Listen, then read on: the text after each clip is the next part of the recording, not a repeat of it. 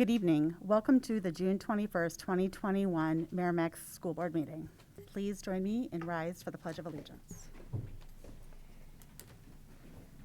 I pledge allegiance to the flag of the United States of America and to the republic for which it stands, one nation, under God, indivisible, with liberty and justice for all.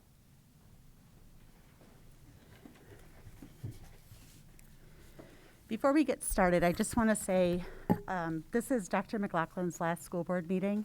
I'd like to thank him for his service to the Merrimack community, and we wish him the very best in his endeavors. Thank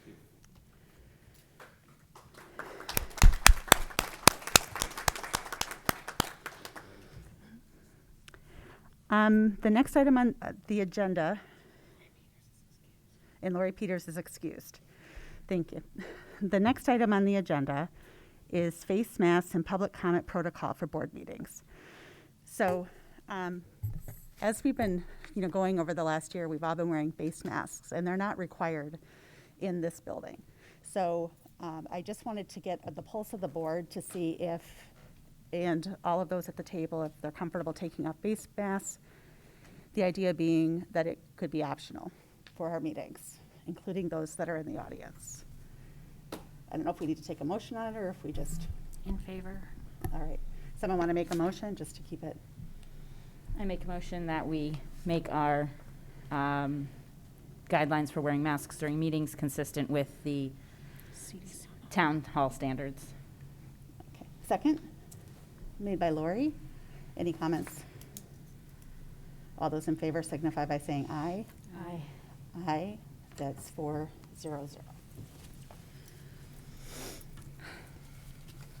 Thank you. The next, similarly with face masks, there's the item number 3, which is face masks in summer instruction. I added this to the agenda for board member Jenna Hardy. Yeah, I asked that this be put onto the agenda, mostly because we do have a lot of different groups meeting during the summer for summer instruction, 8.5, but we also have kids as, young kids with the summer reading program and those sorts of things. And while our mask policy is still in place, I think parents are sort of wondering, I think there's still some doubt with parents, like, does that apply to summer? Are we doing that in the summer? And has anything changed for the, for the older kids that are able to be vaccinated? And I just thought it was something we should consider sooner, actually, rather than waiting till talking about it only in regards to the fall. In July. So does anybody have, because I know that 8.5 starts next week, right? Yeah. So. Has anything been communicated to families regarding face masks so far? No? Policies are still in place. Okay. That's all that's been communicated. Okay, thank you.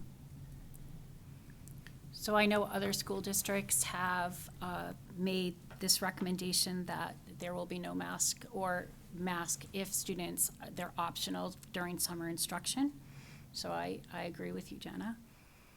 Well, my question is around, I personally, my personal opinion is that I think that for ages 12 and up, I think that policy feels responsible and okay.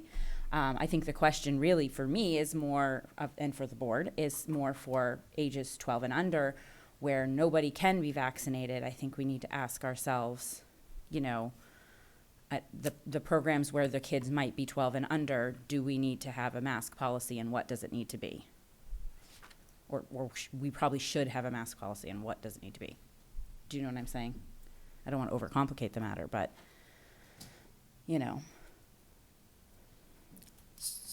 So are you going to make a motion? Well, Okay. Do you want me to make a motion before there's discussion? I think I don't know, it's kind of half dozen one the other, I think. Yeah, I was kind of thinking we discussed before we kind of came to a motion. Shannon? I would say the one thing we don't have is data. And I think that's something I would prefer to have before we make create an environment where students would be commingling. And we don't have the risks assessed. So that's my personal opinion on that. But we have not collected data about students that might be in these programs that may have health compromises that are or are not vaccinated, which we probably can't even ask, or maybe I don't think we can really legally ask. So all we can do is identify those that are compromised and say, well, what we do kind of point you out and kind of individualize you for a medical deficiency. And what does that do to their social emotional status? Because again, a lot of these kids are struggling. So I think I don't think we want to do this without it being well prepared, evaluated, and measured. So I feel this is, I understand the intent, and I appreciate why, you're asking, but I just don't think that we were prepared to really kind of vet it with this kind of runway.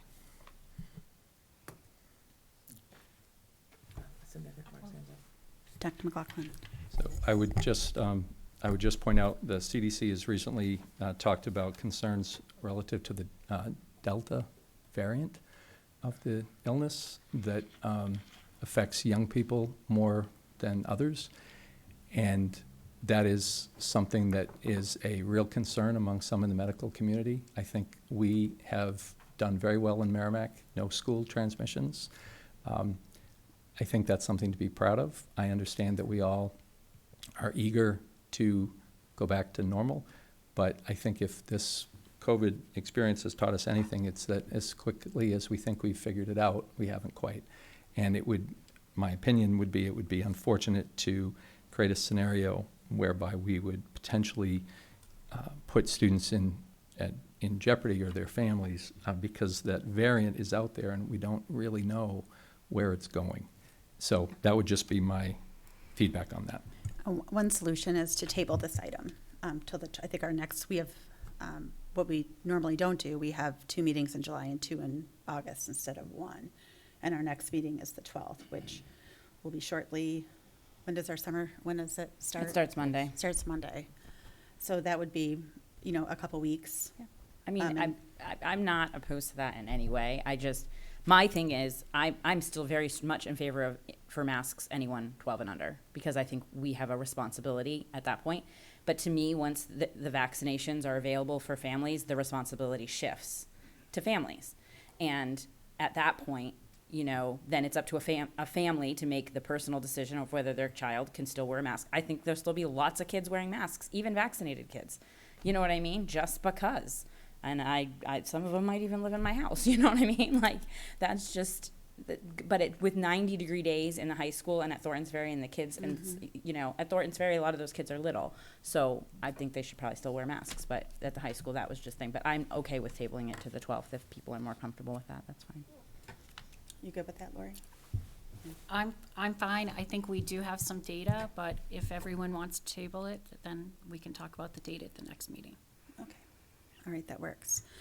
Next is public participation. I kind of missed on the item above, but, throughout this pandemic time, we've had allowed public participation to be communicated through emails, knowing that many people were uncomfortable coming in person and, coming to the board. And so the question is first, and of course, we're still allowing public participation through email. But the question, just for the board, and we don't have to answer this tonight, is, how much longer do we want to continue with that? I'm ready to open it up and have people come to board meetings. I think people feel safe to come to board meetings. I agree. I think it's time to make the switch. Okay. Obviously after tonight, because we haven't announced it, Right. right? But we also have to give people an opportunity tonight, I think, to have their public participation as well. Yep. Shannon, do you agree? Honestly, I think because Town Hall has made it an open forum that we're being hosted by Town Hall, then again, we just talked about taking off masks. For that reason, we can be consistent. Do we want a motion for the record? Sure. I make a motion that we will have public comments in person starting next school board meeting on July 12th. Tonight, we will be doing public comments either by email or in person. I would second that. Okay, seconded by Jenna. Any other comments? All those in favor signify by saying aye. Aye. 400. Okay, so I will go ahead and just read the, essentially, the high level is that, we're allowing public comments, through tonight only. And in order to do that, you may send an email to publiccomment@sau26.org. Again, that email address is publiccomment@sau26.org. We do require your name and address for the record on such documentation. And then, of course, based on the amount of information we received tonight, it's always our goal to read off verbatim the comments as we receive them. If the comments become too heavy in volume, we would just have to not read them into public testimony. It's really an all or nothing proposition. I just like to be sure to address it up front, just in case we find ourselves in that position. So now I'd like to open up public comments to those in the room first. Good evening. Can you I don't think the mic's on. hear me now? I mean, we can hear I you. think 'cause so, we're- okay. Oh, there we Yeah, go. there we go. Okay, for the record, my name is Rosemary Rung at 21 Ministerial Drive. There are 3 things I came to ask the board for tonight, but before I do that, I just want to congratulate the Merrimack High School Granite State Challenge for winning the state championship. It's wonderful, 2 years in a row, and I think it's probably maybe 8 years out of last 10, something like that. But anyway, so what I want to bring forward to the board is I want to first say I'm very grateful to the school board and to Matt Chevenel for the responsiveness to my concern regarding the lead content in Merrimack School District's water. And I am pleased that the district agreed to test again this summer. I ask that those results be made public on the school district's website and communicated to parents. I have reached out to the chairman of the Merrimack Village District to proactively communicate to families the need to check their household water, as lead leached from plumbing is the common source of lead in drinking water. Although the state requires lead testing for 1- and 2-year-olds, lead in older children can be just as damaging. Second, back in November of 2020, I raised concerns about allegations that one of the district's athletic coaches, who was arrested by the Merrimack Police Department for sexual assault and child pornography charges, victimized students here in town. And I asked about that policy and how those situations were handled. I understand that the New Hampshire Department of Education conducted an investigation on how it was handled by the district.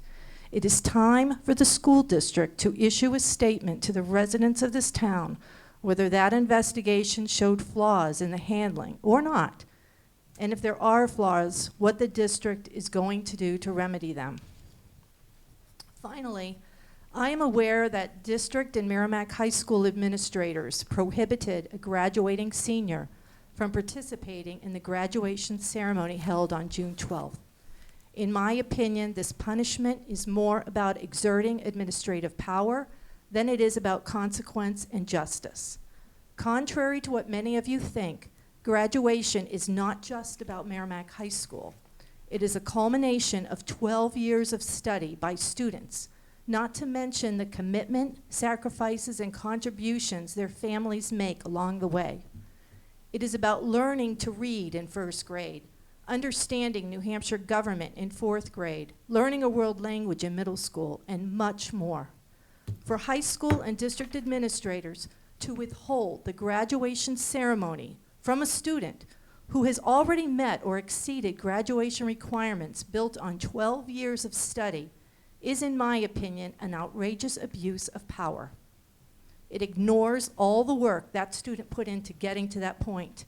It punishes and humiliates not only the student, but the parents, siblings, grandparents, and other loved ones, the effects of which last a lifetime.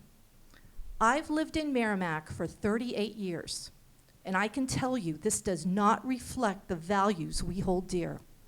I request that the school board adopt a policy which prohibits withholding participation in graduation ceremonies as a form of student punishment, at least without school board review and approval. Thank you in advance for your consideration. Any other public comments? Shannon, any emails? There were no emails. All right, thank you. And then I just asked that we just be sure to update our website with our new protocols regarding public comments. Thank you.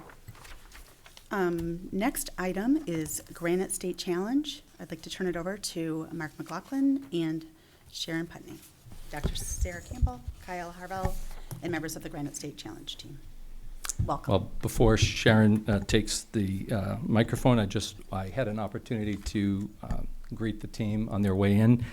What a joy, for me particularly, my last meeting, to be able to celebrate these students and those teachers for such an incredible accomplishment. You have made Merrimack proud. You've made all of us proud, and I couldn't be more happy to have you here tonight, and thank you for coming. So I'm going to turn it over to Mrs. Putney, their proud principal. Good evening. So just to let people who may not know, Granite State Challenge is a quiz game hosted by John Cannon on PBS, and it recognizes academically talented students. We want to congratulate the Merrimack High School Granite State Challenge team on their championship win, which aired this past Saturday evening. What an accomplishment this is, and it's the second championship in as many years. These students have been working incredibly hard to prepare for these matches. To come out with a win this year, especially with all of the challenges of the past year, is a major accomplishment. I want to recognize the coach, Dr. Sarah Campbell, and her assistant, Kyle Harvell, and they will recognize their amazing team members and perhaps add additional information about the win.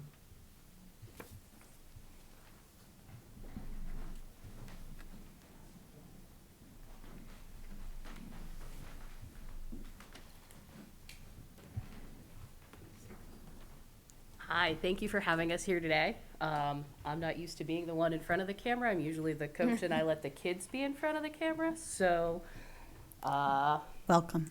thank you.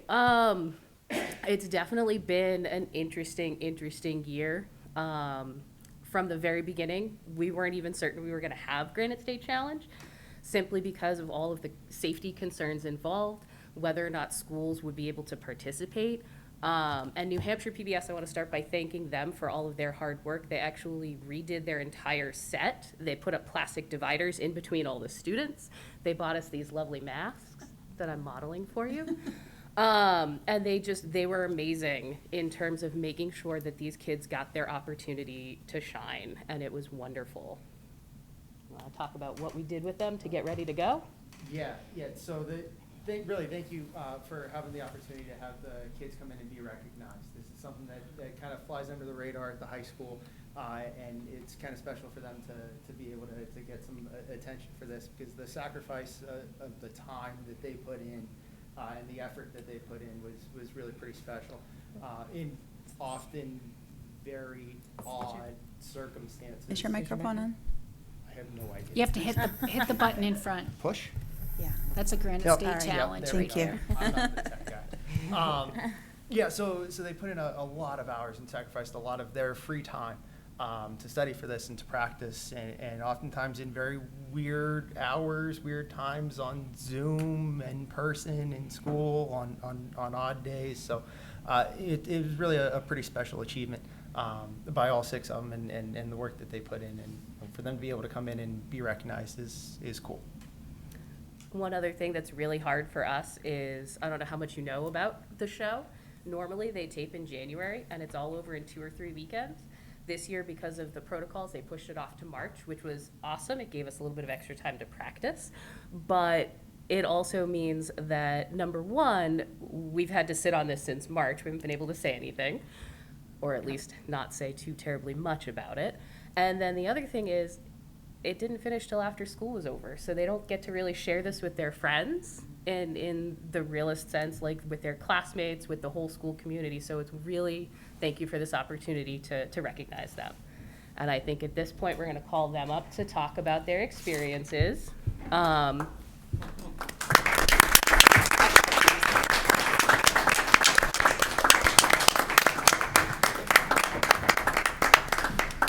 Our senior captain, Nick Gacharna, could not be here today. He had to work. Although I'm sure if he were here, he would tell you how fantastic he found the opportunity. He's been with me for 4 years doing Quiz Bowl and Granite State Challenge, and he was on the winning team last year and on the winning team this year, so I think that was a really special experience for him. And then we have Jack Piccolo. He's a sophomore. I'm just going to have you guys all wave first. And then Michael Clark. He's a senior. Aiden Remick is also a senior. We have Eris Corman O'Reilly and Allie Pecora. Those were our 2 alternates. Is your green light on? I'm still getting, I just want to make sure. All Yep, right. I think you're okay. Okay. Hello. Okay. I'm Jack. Big thanks to the school board, Dr. McLaughlin, and a super big thanks to Mrs. Putney for letting this happen this year. I know we got special permission to come in when everyone was full remote for our study halls so we can practice, which made all the difference in the world.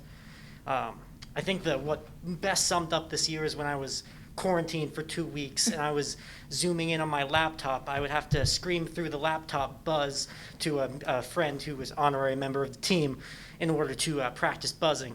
I think that summed up this year pretty well. We had a lot of restrictions in place, and it wasn't exactly the same as last year, but it was still as fun, and became the second back-to-back champions in history. And next year we'll become the third straight champions. So thank you.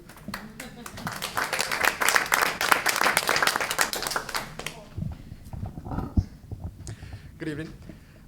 As Dr. Campbell kindly introduced me, I'm Michael Clark, and I just wanted to say thank you all for the opportunity to practice this year. I understand special accommodations were made, and honestly, that was a grounding force during the pandemic. It was nice to be able to still come to school in some capacity almost every day of the week, even if that was only for an hour and a half to practice. But yeah, it was a good time on the show. It was my first in last year, and I was just happy to be a part of it. Thank you. Hi, as Doc C said, I'm Eris. Again, thank you for letting us be here. This was my first year on the team. I was an alternate, and it was like an amazing experience.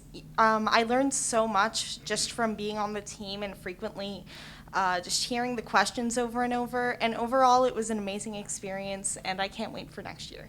Thank you.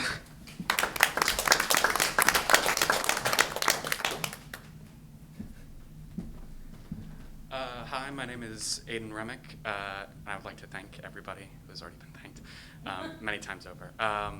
It was definitely a very good year. It was a fantastic way to end off high school. You know, a great final hurrah to finish off my high school career. So, thank you.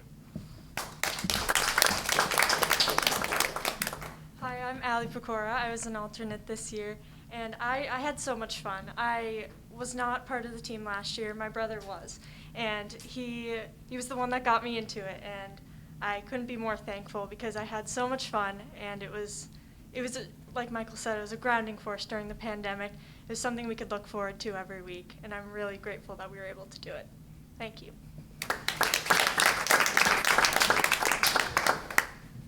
I'm good.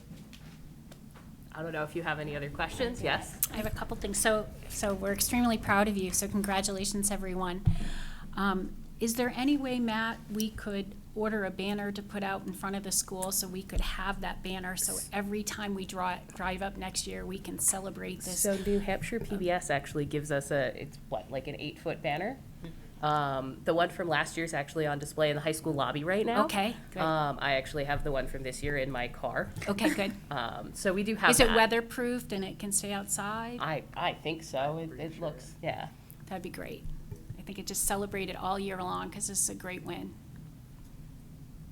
Well, that's fortunate. The right man to ask is sitting over there in the black shirt, Tom Tussell, so we can just dispense with the formalities and just go see Tom. Great idea. My favorite saying, go see Tom. Go see Tom. Jenna? I just have a quick question for anybody who might be watching at home. How do you get involved with this? Is this like I have no idea. Is this like theater? You go and you audition? Is this like sports? You just show? I don't know. How does that work?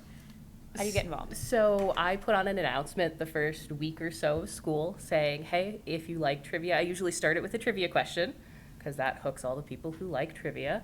put up flyers around the school and get people to start coming. And we, in a normal year, practice every week in my room after school.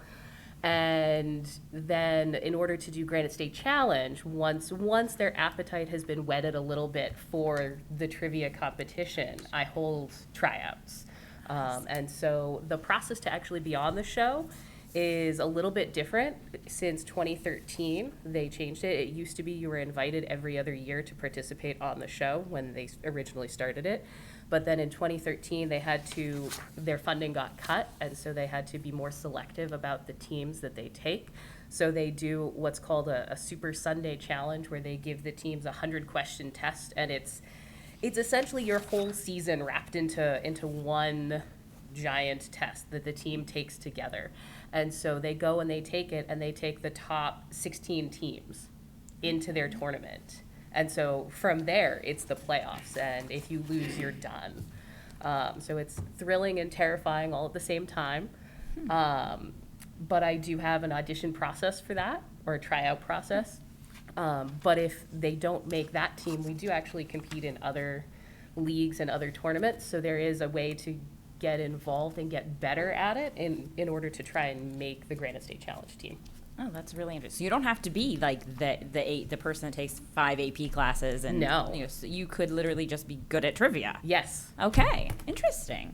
And then my only other question is actually, you have a couple seniors. Where are you guys going next year? You know, I don't know. That's just curious. Just to celebrate who you are and what you're doing. I'd love to hear. I'm going down to George Mason University, right outside of DC, to study computer engineering. Good. Congratulations. I'm going to study abroad in Ireland, Mary Immaculate, and I'm going to be studying psychology. Wow, good for you. And our senior captain, who's not here tonight, Nick, is going to UNH to study chemistry, and unfortunately, that's my fault.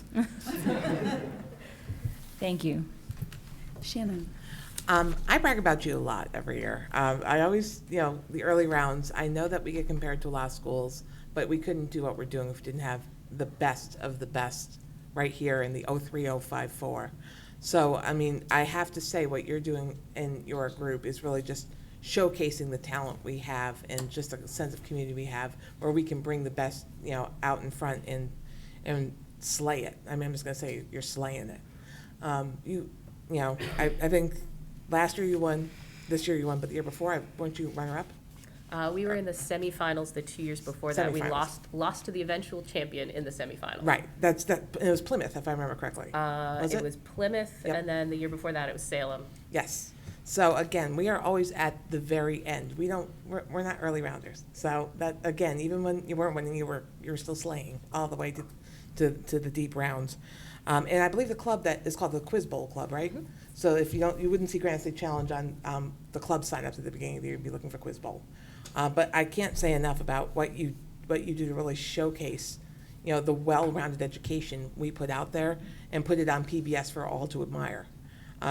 Be jealous of us, and I hate to say it, but be very jealous of us because we're just really putting it out there for all areas of the business. We couldn't do it if we were a focused school. We are all for one, and we can hit every area of academics with great aptitude. And you just showcase that well. So I can't thank you enough for what your team does every year to show Merrimack for what it's really worth. And you definitely do that. So thank you for all you do. I look forward to 2022. So I know you have some sophomores out there. You're going to slay it next year. I know you're going to slay it.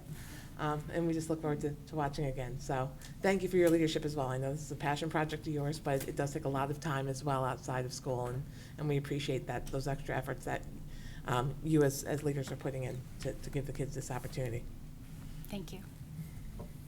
Dr. McLaughlin.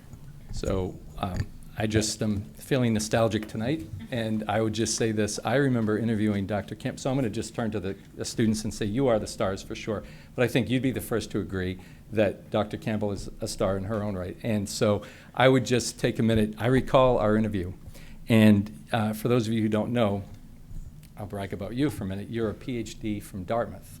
And when we interviewed, I remember thinking, I wonder if she means to be here, because the world is your oyster, and you could and I think being in Merrimack has always been a plum job. But I remember asking you that, and I don't know if you recall your answer, but what you said to me was that you know that you had opportunities to be in a lot of places, but you chose to help a young generation of students get interested in the sciences, and particularly young women, but all students. You're an equal opportunity star for our students.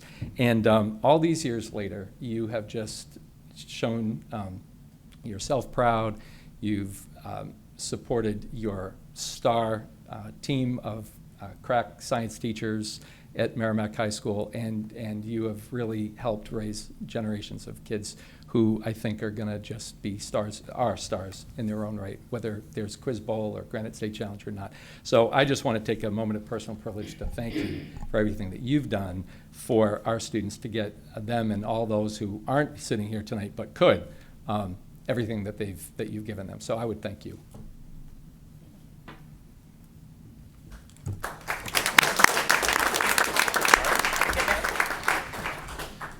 Thank you so much. All right, moving on to item number 6, New Hampshire Art Teacher of the Year, Mark McLaughlin, Sharon Putney, and Amy Piccolo. So before Mrs. Putney begins, we thought, this has been a hard 16 months, and oh boy, there's just been a lot of,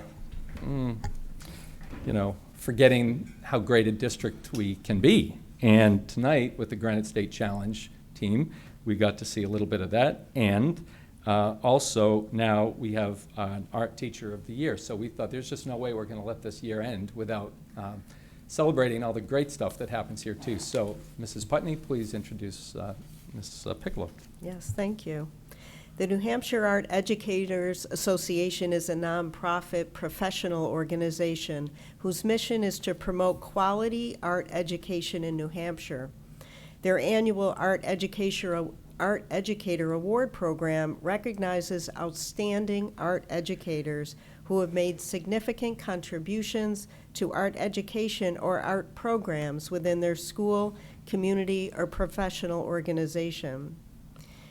Amy Piccolo is a photography teacher at Merrimack High School, and she is receiving the 2020 Art Educator of the Year Award by the New Hampshire Art Educators Association.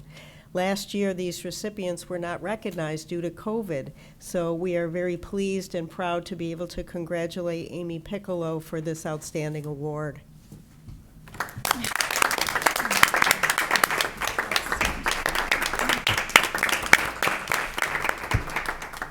Thank you. It's been a crazy year for everybody, but I really want to thank you for recognizing this accomplishment.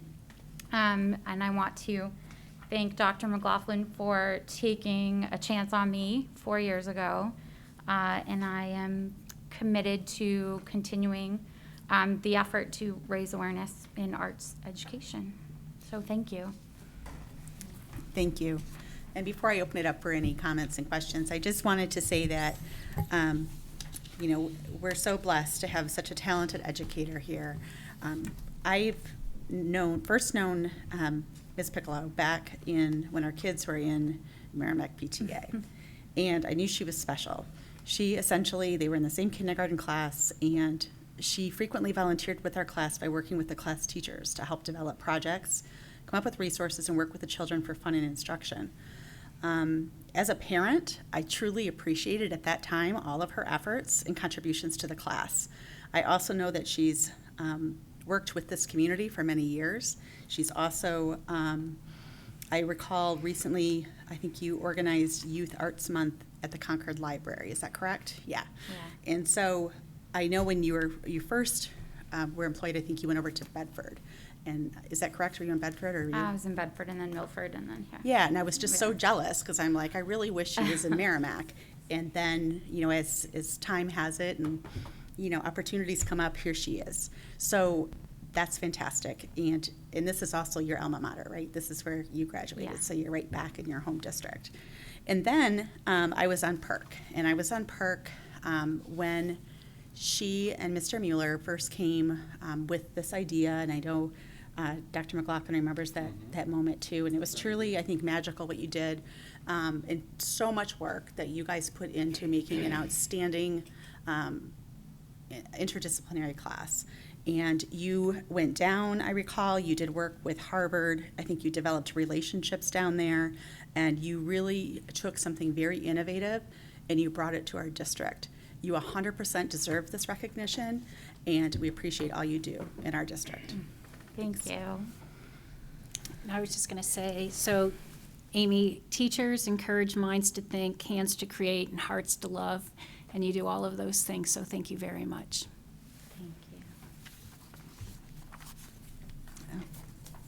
Go ahead. So I'm going to say the same thing.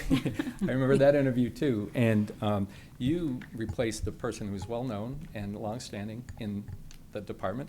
And I think I recall you being a little concerned about, shoes and filling shoes and so on.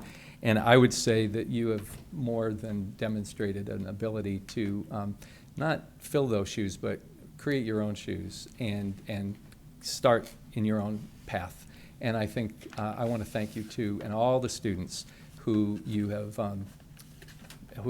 benefited from your guidance for all this time. And I would echo what Chair Guglielmi said. You are really an asset to our, not just the art department, but to the school. And so I remember that interview well, and you're going to be another one of those people that I'm always going to be proud to have been part of bringing to Merrimack. So thank you very much, Amy. Congratulations. Thank you. Any other comments? All right.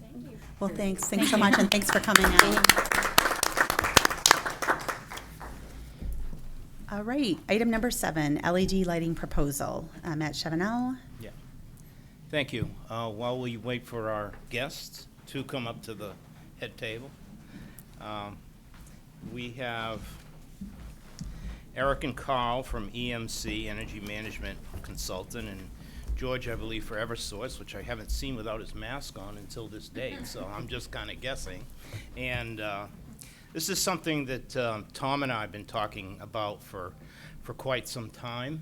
I believe we did an energy retrofit with Honeywell 15 years ago, 16 years ago. They replaced all the old fluorescents with new fluorescents, saved us energy. And now, seeing that was such a long time ago, it's time to step it up and go with LED technology. And I had a conversation, a couple emails with Kyle Fox from the DPW. Kyle went with EMC, and he recommended them to us. Tom went on a little field trip to Bedford High School, right, where they had worked with Bedford High School in getting this LED project going and initiated, and it can be really kind of paid for with a little bit up front and savings over the long term, but it's something you haven't been really talked to about or just exposed to. So this is kind of an introduction and see how you feel about it. We're not going to ask for a vote tonight. This is too big for that, but it's something we want to kind of plan for our future because we think long term there'll be a savings. And what is really good, I'll just touch upon it, and Eric and they can go into it, and Carl, about the controls you have with these lights. It's just not off or on, but they are dimmable. And I recall years ago when we toured the elementary schools or any other school that had computer screens in them, the teachers, I'm going to say this, and the fire marshal's not going to listen to this portion, the teachers used to put up like paper, like blue paper on the fluorescent light. See what happened? They're coming for me right now. They are. They used to put, just to dim the fluorescence because they really weren't dimmable. So this will give them the option of doing that. So there's a lot of pluses to this, and it's something that's the future. So I'll just turn it over to EMC and George and have them explain everything. And if Tom wants to chip in, you can come and sit next to one another. And so why don't we just begin? So, Where gentlemen? did you have those files on here? Yes, they are. The files that are in the packet are on. Is it school board June 21? Yeah. I think it should be, yeah. So while Eric's pulling that up, I'll just introduce myself. So my name's Carl Eden. I'm a project developer with EMC. I've been with them for 11 years. I started out with an electrical background as contracting, came on as a project manager, and it kind of evolved into the project development, where we come out and do the energy analysis. We looked at the entire school district, as we do with many schools in New Hampshire, try to find the most efficient way to improve your lighting. As Matt mentioned, not just savings, but light quality and quantity is a big piece of it. That's what this room here has, the ability to dim these lights through advanced controls with something as simple as an app on a phone that your facilities manager would have. So EMC's been around since 1993. Again, we're a small, lean company. I believe there's 12 strong. We've got electricians. We've got veterans. We've got 2 Marines and a Coast Guard. We've got just a good, tight core of people with a diverse background who brings a really strong team. Our project management is really our strength. Whereas a developer, we design the systems, and then once the project moves forward, then that project manager would then take that over and work with the customer and make sure communication is good. Scheduling, obviously, schools are very challenging. We just did Bedford schools, the high school and the middle school, right in the middle of COVID. We did it second shift. And was able to get those schools done with no issues whatsoever. We did, a few other schools, so there isn't, too many conditions we haven't been exposed to. But at the end of the day, it's our relationship with Eversource who allows us to not only bring you an efficient project, but they help with the engineering on it. They review these projects, and I'll let George speak to that, as well as assistance with very strong, aggressive rebates and an on-bill financing option. So I was going to turn it over to George real quick.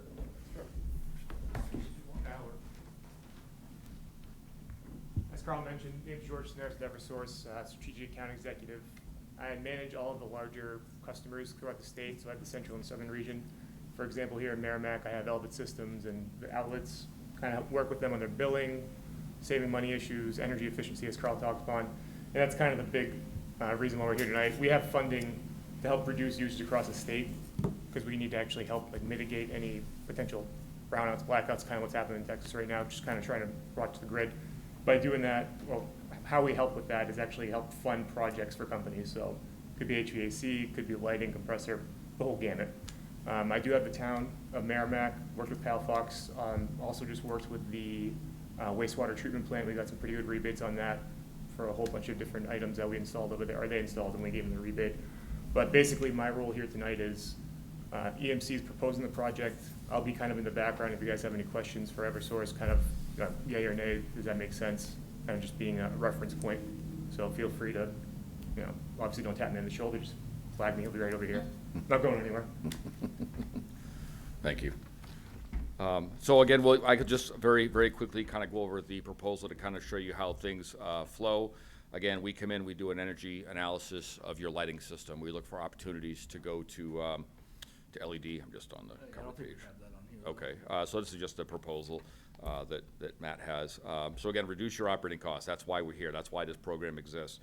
Convert to LED technology, and some of the benefits are the maintenance aspects, where Tom no longer has to spend a large part of his capital budget on buying fluorescent lamps, recycling fluorescent lamps, and then any labor associated with that. So again, these LED products, in order to get these incentives from Eversource, have to be a very durable fixture with long life testing through an independent lab. So a lot of our fixtures are projected at 60,000 hours. Well, in a classroom, you're talking 2,000 hours a year. It's a 30-year life expectancy on a lot of these fixtures.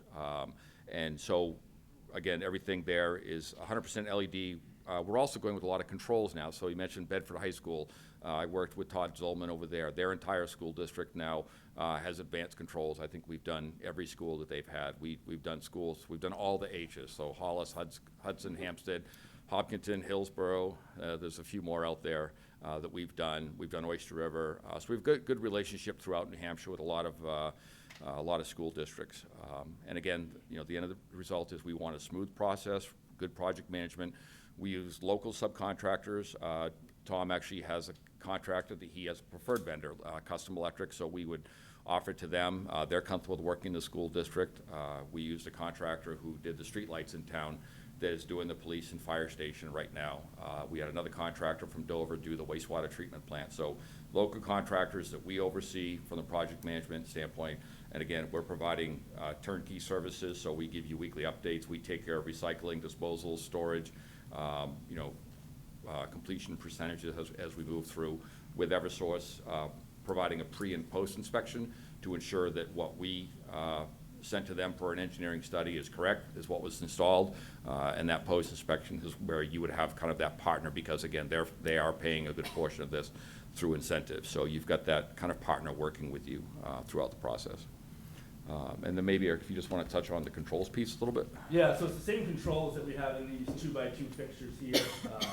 Each fixture will have an individual control on it. They also have daylight harvesting, so if it's really sunny out, the sensors will pick that up, dim the lights automatically, additional savings that, we didn't quote you guys in the actual project. You can actually group these together too, so a classroom could have 1 or 2 groups.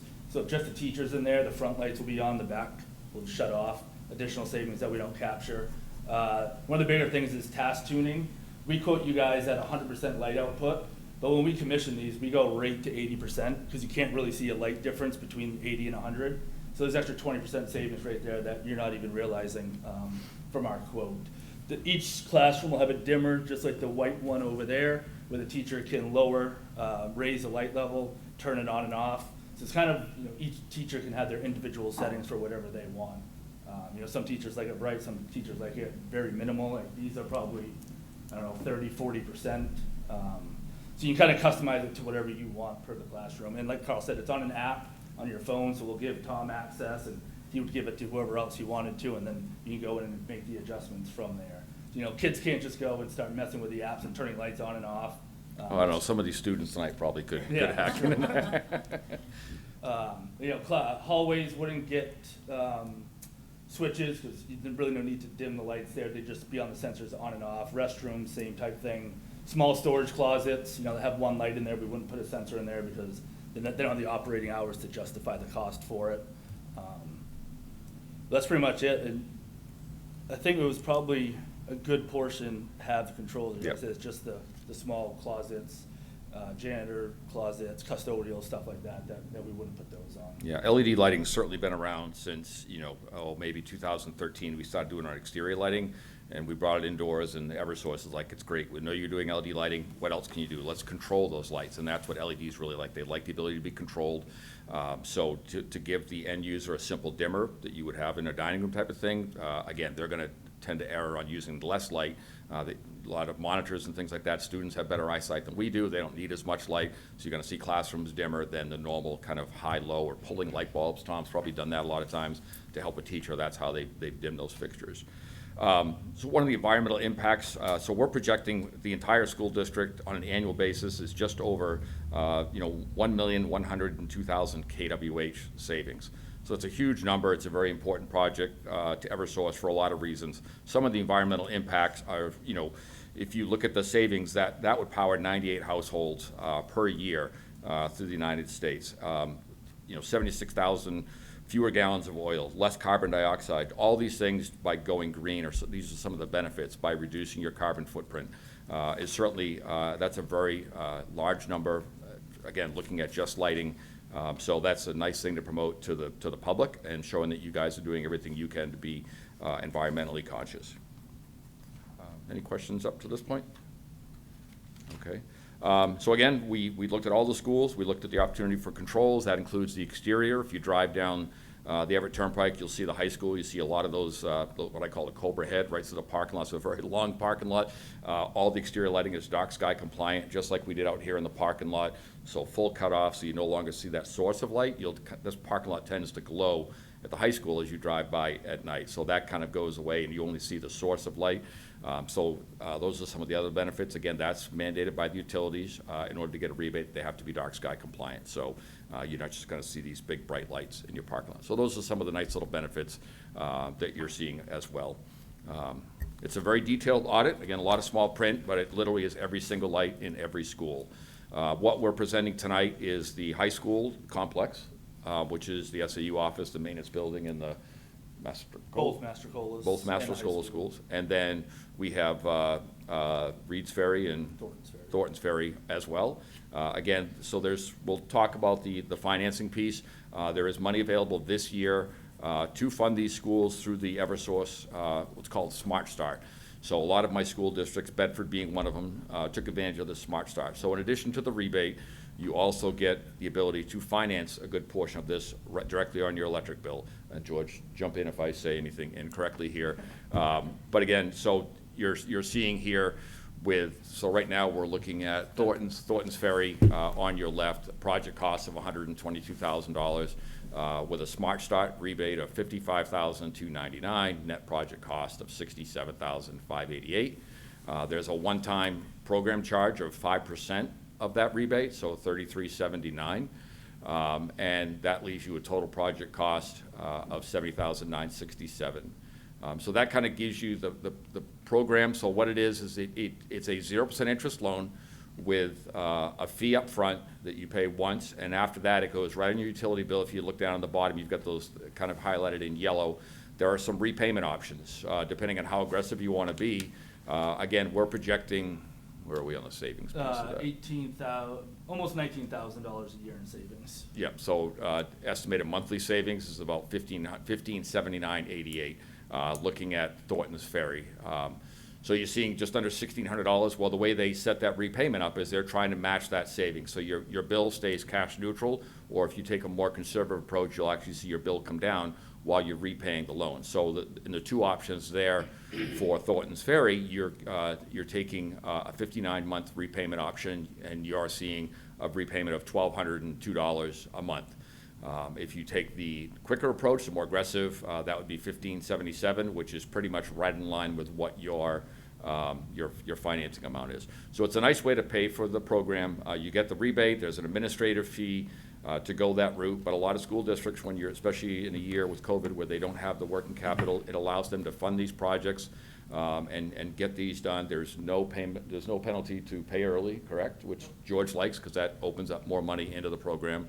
But it's a revolving fund, so as customers like Bedford, Merrimack Wastewater pay back into the program, more money becomes available. So there's right now there's enough money to fund the high school and the two schools. The middle school would be a 2022 project if you guys decide to move forward, just because they don't want to give all the Smart Start funds to one school district, so they'll spread it out.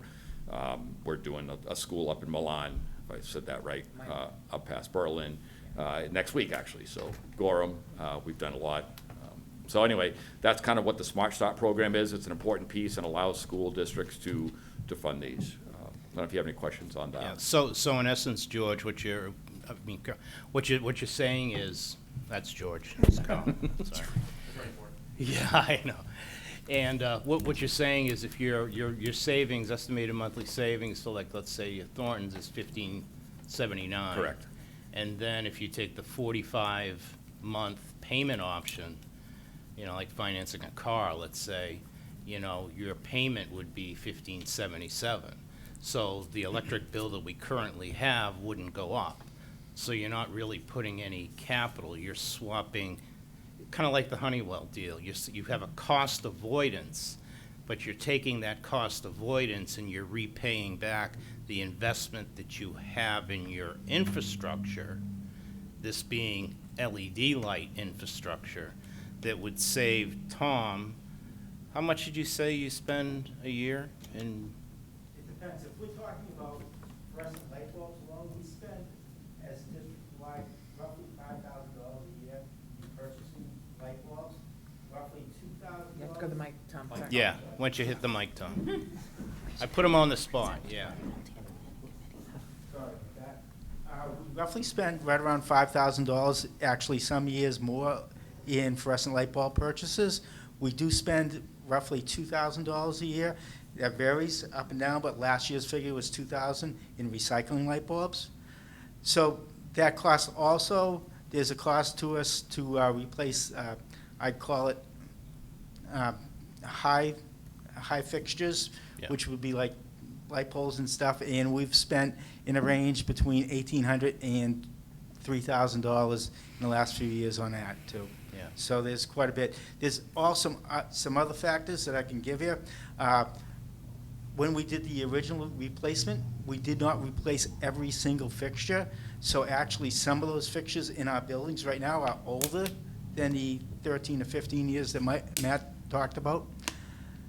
So there's repair for us. I mean, we have to repair the tombstones that come in. Also, the light diffusers need to be repaired. A lot of them look perfectly fine, but some of them, if you walk through in different portions, they get old, they get cracked, they get worn out as it goes through. I probably spent roughly $600 in just diffusers last year, and that's just because there's so many different types of lighting fixtures we have in. Sometimes we have to create it out of nothing. So getting 2 or 3 of a certain light fixture does run up the cost. Yeah, and this doesn't even calculate in the cost of the labor associated with your mechanics in the evening, who could be working on other projects as opposed to changing fluorescent lights. We don't have a real good feel for that, but we know it is labor consuming. And the big advantage of these lights, and we were talking about earlier, they should last us roughly 15 or 20 years before they're 30 years. 30 years. Yeah. There you go, even better. See, So Tom we and can- I will be long gone by the time we got to replace these, so. So it's just another factor that would really help. Yeah. So like I said, we're just presenting this to kind of give you a little backstory, a little education. You know, now it's kind of a good time to start thinking in this way, because if we would have done it a few years ago, there wouldn't be that control piece, which Tom really likes because he's going to have an app on his phone. And we know how much Tom likes that because he'll be able to control, you know, the light in Sharon Putney's office. Well, it's not going to be Sharon's office anymore, but whoever is going to be filling that seat, you know. But it's something that's, I think it's gotten to a point where the technology has kind of reached, because we always ask, what's next? You know, is there something next coming, like next year?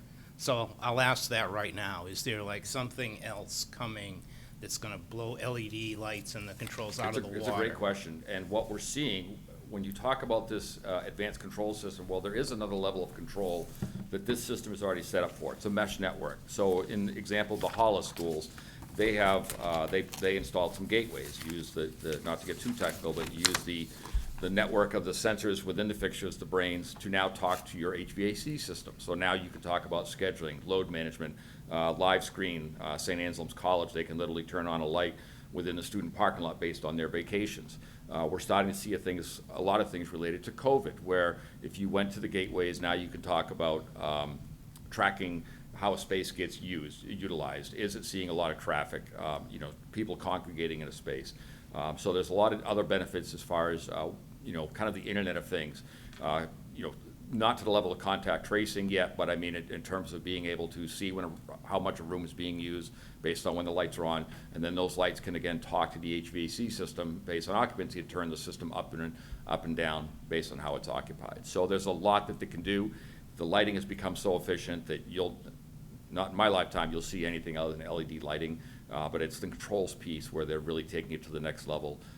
And not just a standalone system that you can dim, but talking to your mechanical systems, and you have a facilities manager who's very hands-on.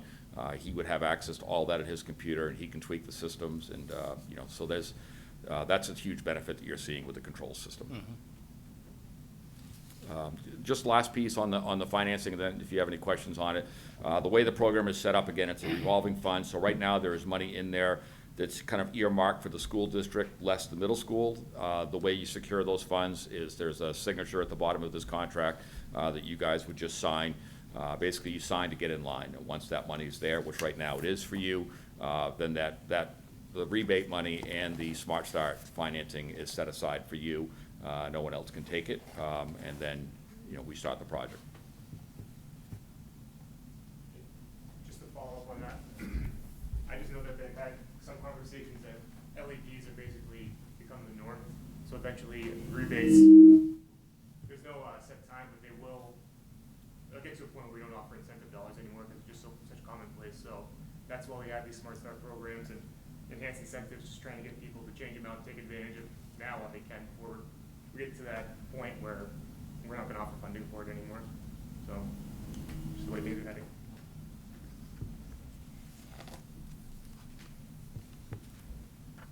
I think at this point, be appropriate if there's any questions for the board. Shannon. So just so I'm following along, I see the last page shows just Thornton's Ferry and Reed's Ferry, which you have up here.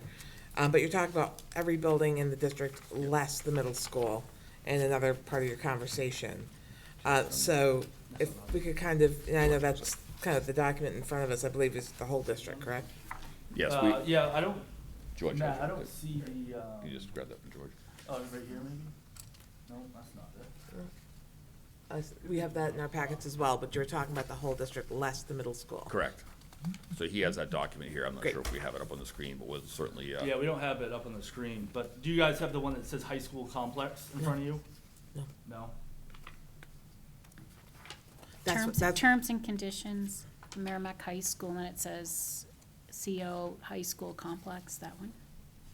Yeah, no, it's not that one. It would look the same as. so it's here and I can. Right, I don't have those worksheets. Okay. Okay. I'll go over it just very quickly and then I'll. If you wouldn't mind, I and appreciate that. So the high school obviously is a large project because it's not just the high school, but it's the schools around it, it's the SU building, it's the maintenance building, as well as all there's a ton of parking lot lighting that runs all the way out towards the police station. So the high school is an $839,650 project with an Eversource rebate of $226,000, so a substantial contribution. So your net project cost after rebate would be $613,375. And again, we've got the same opportunity to do the on-bill financing. We're projecting your estimated monthly savings for the high school complex of $7,420. So we've got a couple of repayment options. One taking kind of the longer approach of 5611, or the shorter approach of 7420. Again, they're trying to match up your newfound energy savings, and that's pretty much a direct match. So your project, your bill stays cash neutral while you're paying back for the loan. So I'm just going to share this with you guys. And the reason those are all lumped together is because it's on 1 meter, and that's Gotcha. how we have to do it. So the Mastrocola complex and all the way down the road to the high Yeah, school. the whole big parking And lot. that every leads building to in that, Mascola. okay. And then, I guess you're probably gonna tell me that answer. So the 5611 is for 119 months, Correct. and then the 7420 is for 90 months. Correct. And the total payments being 667,803. And for the payment one, and then 667,802.70. Yeah, that's a big difference there, 31 cents. And we'll see a lot of schools that take that more conservative approach.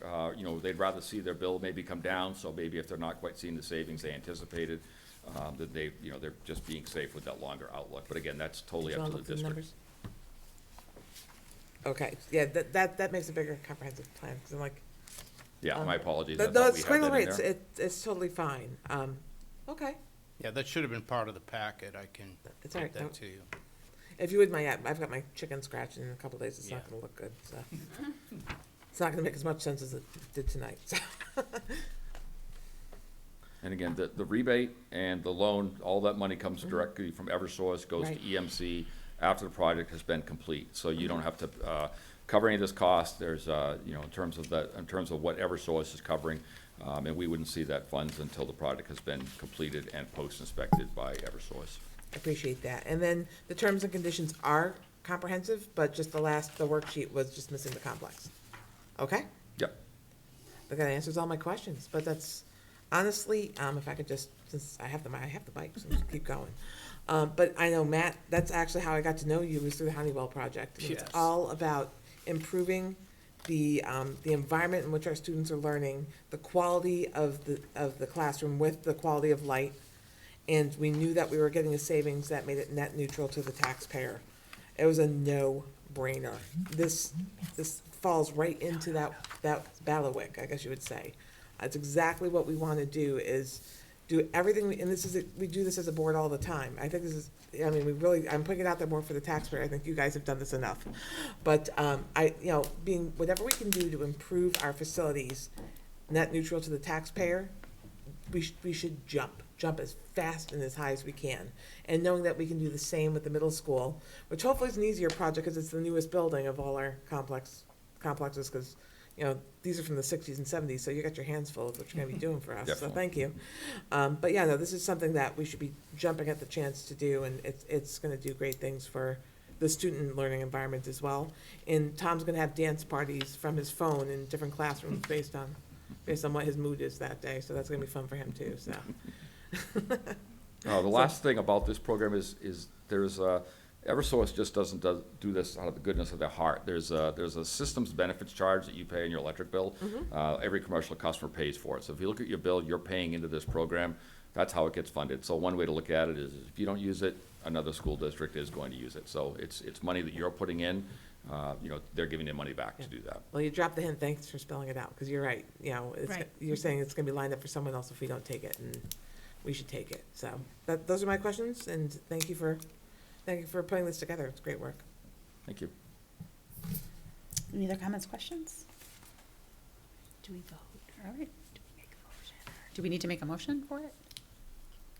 If you want to authorize us to Yep. go through and finalize contract documentations at this point in All right, time, I'll take a motion. I that think would we're be comfortable. fine. Made by Shannon, second by Lori. All those in favor signify by saying aye. Aye. Opposed, 400. And if I could just say waiving the 2-week rule to my motion. Oh, okay. Okay? Are you willing to? Yes, so if I would like to, I move waiving the 2-week rule to execute this agreement. Okay, and you agree? I agree, because we want to make sure we All capitalize. right, let's take a vote again. Okay. All right, 400. Thank you. Thank you.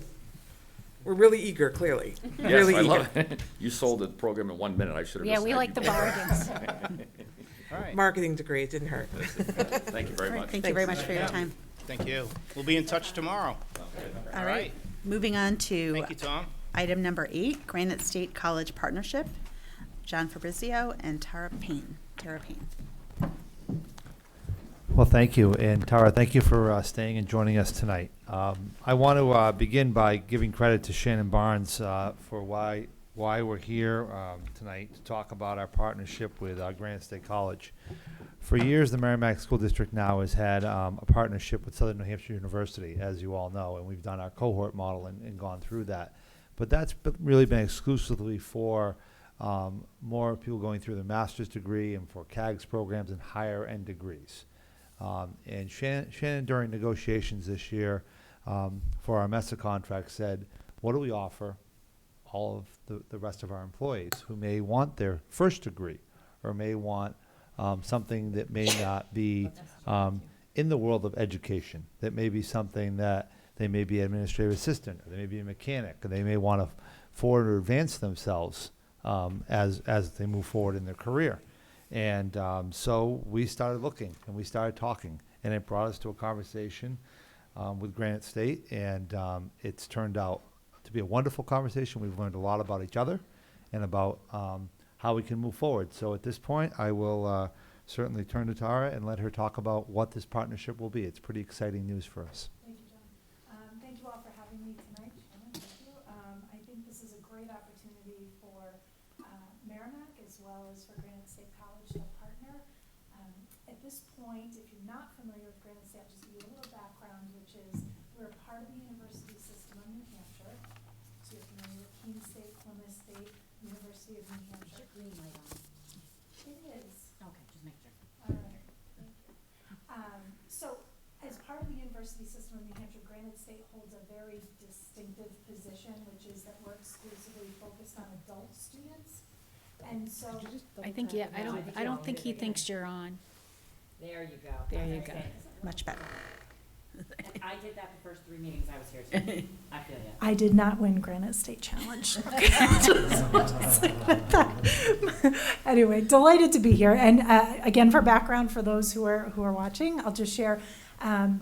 Granite State College is part of the university system of New Hampshire, Plymouth State, Keene State, the University of New Hampshire, and Granite State, holding a very distinctive position as exclusively focused on adult students. So all of our degree programs can be completed 100% online. A student can be part-time and still receive financial aid with just a course a term. Students who participate at Granite State College often have very busy home lives, very busy professional lives, and they're trying to advance towards receiving their degree. Most of our students are undergraduate students, but we also have graduate programs so that through this partnership, what we're basically doing is providing a tuition discount to not only the faculty and staff in the district, but also to their family members. So this is a way to immediately, for some, they may have family members who are already attending Granite State College, in which case this will apply to them, even if they're current students. But for those who are not, at the point of application, they will notice at the Granite State College application, there will be a drop down and it will say, are you a member of an affinity group or one of the following employers? And there's a list of about 25 employer partners that we have, and Merrimack School District will be one of them, effective tomorrow at noon. It will be on our application, which is very exciting.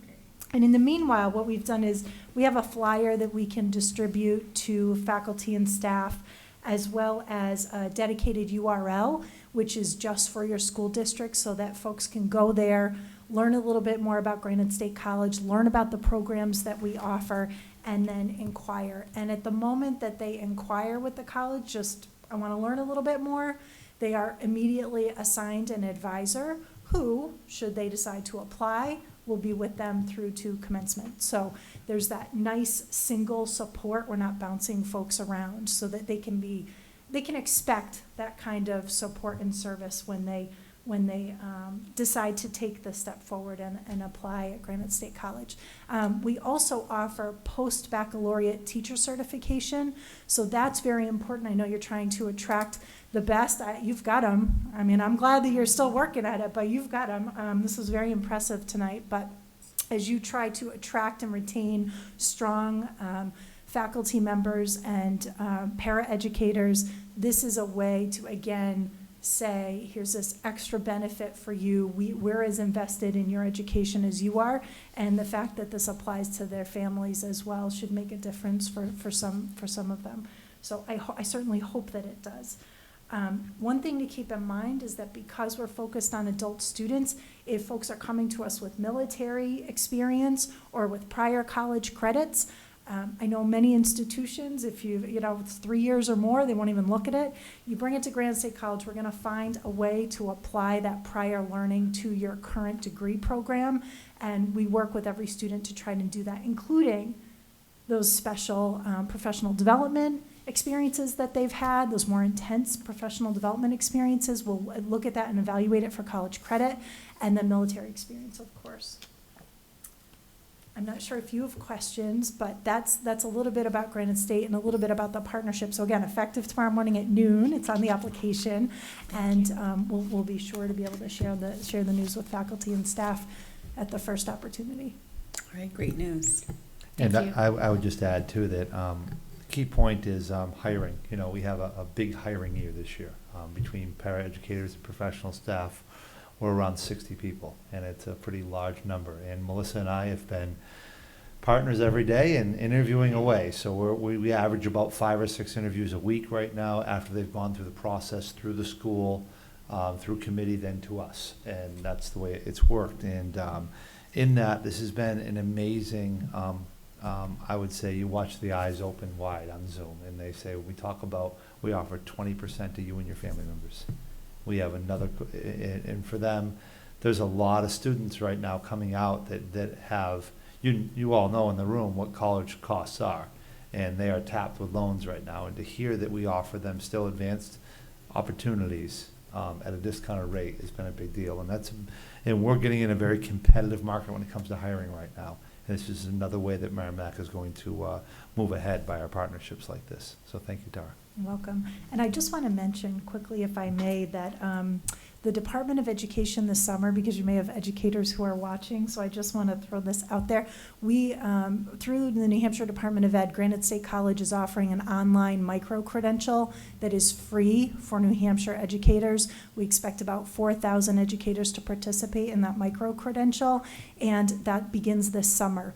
And the Department of Ed, through the grant, is actually paying teachers to complete the certification. It's a $500 stipend. So I'm sharing that because I think it's great news, and you may have listeners tonight or folks watching that would be of interest. So if you go to the Granite State College website and you look up micro-credential, your teachers will find that at no charge. And it also allows them to get 3 graduate level credits at the end of this micro-credential experience. So definitely want to take advantage of that. I hope you won't mind that I added that bit, but yeah, thank you. Questions, comments?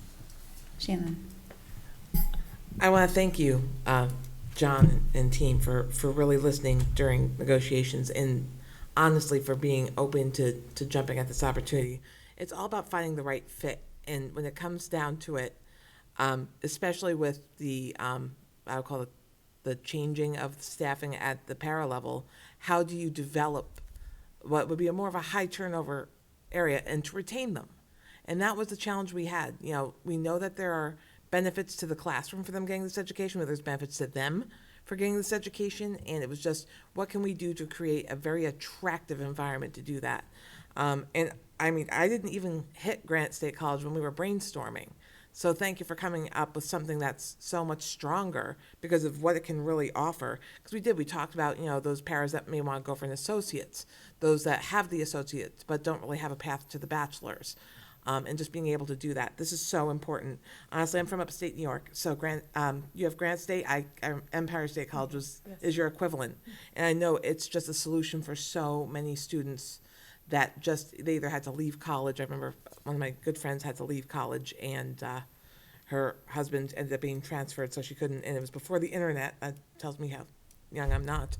But, you know, honestly, this is what got her through, was she could still do it that way.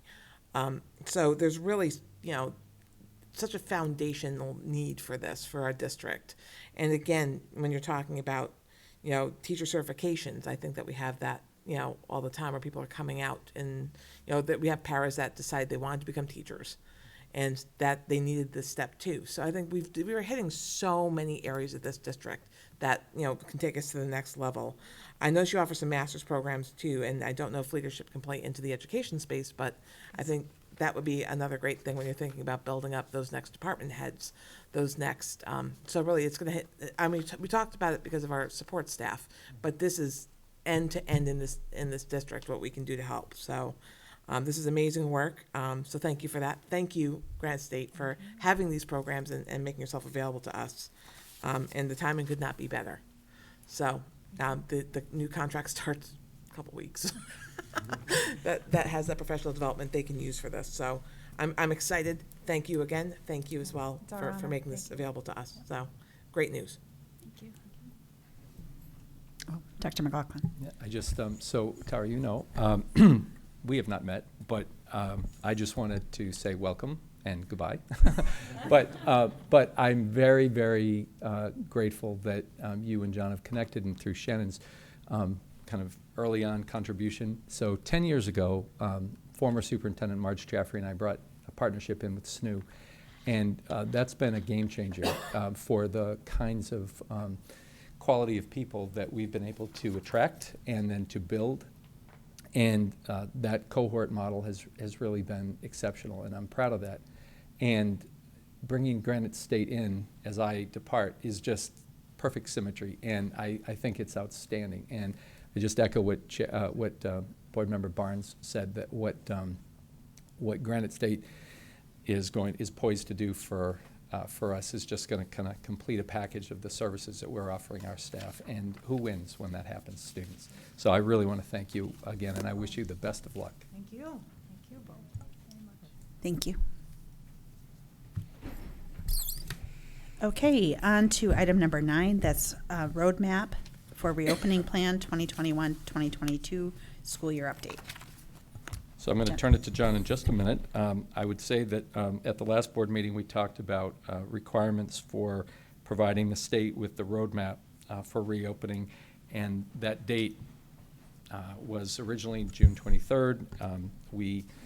The state's in an active phase right now of changing all kinds of things, and so that date was pushed up, and so we had to submit that today. And so, however, we thought it was still important for the board, and through the board, the community, to understand what plan we've put forth, which doesn't mean that it can't be modified or adjusted, but it does mean that the state's requiring it, and requiring it even sooner. It's what we thought back on the 7th of June, that the state's moving goalpost pretty quickly. And so, anyway, they've done that again, but we're happy to have John leading that charge. So, John, please.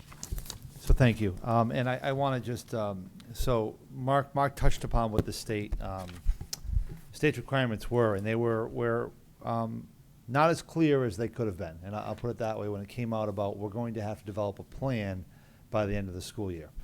And I thought that was a little strange and odd at first because we're still in the school year and we're still ever evolving of things that are going on.